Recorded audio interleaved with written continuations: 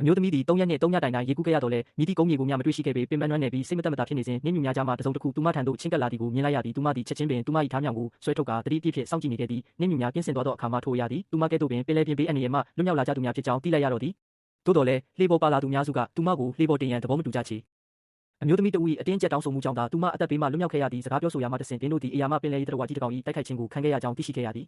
ထိုစဉ်အမျိုးသားတဦးကသူမ၏စံပင်ကိုနောက်သို့ဆွဲလန့်ကြည့်ရမှဆွင့်ကားနေသောနတ်ရွက်များကိုမြင်လိုက်ရပြီးသူမသည်လူသားမဟုတ်ဘဲ F11 တဦးဖြစ်ကြောင်းသိရှိသွားကြသည်အားလုံးကထိတ်လန့်သွားကြပြီးသူမသည်အမှန်တရားကိုဖုံးကွယ်ထားသည်ဟုယူဆခဲ့ကြသည်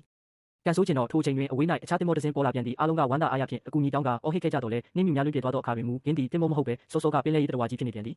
ယခုတစ်ချိန်တွင်တရဝကြီးသည်ရှေ့တက်မှမတိုက်ခိုက်ခဲ့ပေလူတိုင်း၏အာယုံကလှေဦးစီသို့ရောက်နေစဉ်ရေတရဝကြီးသည်နောက်ဖက်မှနေ၍လှေကိုအရှိန်ပြည့်ဖြင့်ဝင်တိုက်လိုက်တော့သည်လှေပေါ်ရှိလူများကဤဘေးဒုက္ခသည် F ကြောင့်ဟုယူဆကာတရဝကြီး၏အစာဖြစ်ကျွေးရန်သူမကိုပင်လယ်ထဲသို့တွန်းချလိုက်ကြသည်ရေထဲသို့ကျသွားစဉ်မှာပင်တရဝကြီးသည်ရင်းတို့ထံသို့တဖန်ချင်းကပ်လာသည်ကိုသူမမြင်လိုက်ရသည်ပယံပါတာဖြစ်နေသည့်ကြားထဲမှအမျိုးသားတဦးသည်ဖောင်ငယ်တစ်ခုဖြင့်လွတ်မြောက်သွားခဲ့ပြီးကြန့်ရှိသူများမှမူတရဝကြီး၏တိုက်ခိုက်မှုကြောင့်တေဆုံးသွားခဲ့ကြရသည်အခြေအနေများပြန်လည်ငြိမ်သက်သွားပြီးနောက် F အမျိုးသမီး Galadriel သည်ထိုအမျိုးသား၏ဖောင်ပေါ်သို့တွားတက်ခဲ့သည့်ဒုက္ခဆင်းရဲများစွာကိုအတူတကွရင်ဆိုင်ခဲ့ရပြီးနောက်တင်းတို့နှစ်ဦးသည်တဦးကိုတဦးစတင်ယုံကြည်လာကြသည်စကားဆမြည်ပြောဆိုရင်ထိုအမျိုးသား၏အမည်မှာ Halbrand ဖြစ်ကြောင်းနှင့်သူ၏မွေးရမည်သည် Orc စစ်တပ်၏တိုက်ခိုက်ခြင်းကိုခံခဲ့ရကြောင်း Galadriel သိရှိသွားခဲ့သည်ဤစကားကိုကြားလိုက်ရသောအခါ Galadriel သည်အလွန်စိတ်လှုပ်ရှားသွားခဲ့သည်အကြောင်းမှာသူမသည် Sauron လက်စလက်နများကိုရှာဖွေနေသည်မှာကြာပြီဖြစ်သောကြောင့်ပင်သူမက Halbrand အား Orc များကိုလိုက်လံရှာဖွေရန်တောင်ပိုင်းမြေများသို့အတူတူလိုက်ခဲ့ဖို့တောင်းဆိုခဲ့တော်လဲ Halbrand ကသူ၏မွေးရမည်သို့ပြန်ပြီးအသက်အန္တရာယ်မစွန့်လိုကြောင်းပြတ်ပြတ်သားသားညှင်းဆိုခဲ့သည်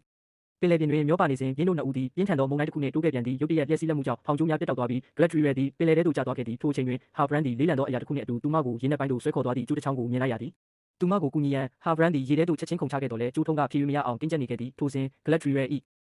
ဓားမြောင်ကိုမြင်လိုက်သဖြင့်ရင်းကိုအသုံးပြု၍ကျိုးကိုဖျက်တောက်ပစ်လိုက်ရာနှစ်ဦးစလုံးတေးပေးမှတီတီလေးလွတ်မြောက်ပြီးရေပြင်ပေါ်သို့ပြန်လည်ရောက်ရှိလာခဲ့ကြသည်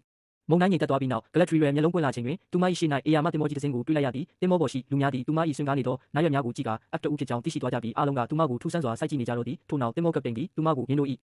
တိုင်းပြည်သို့ခေါ်ဆောင်သွားပြီးရင်းတို့၏ဘုရင်မထံဆက်တရန်ဆုံးဖြတ်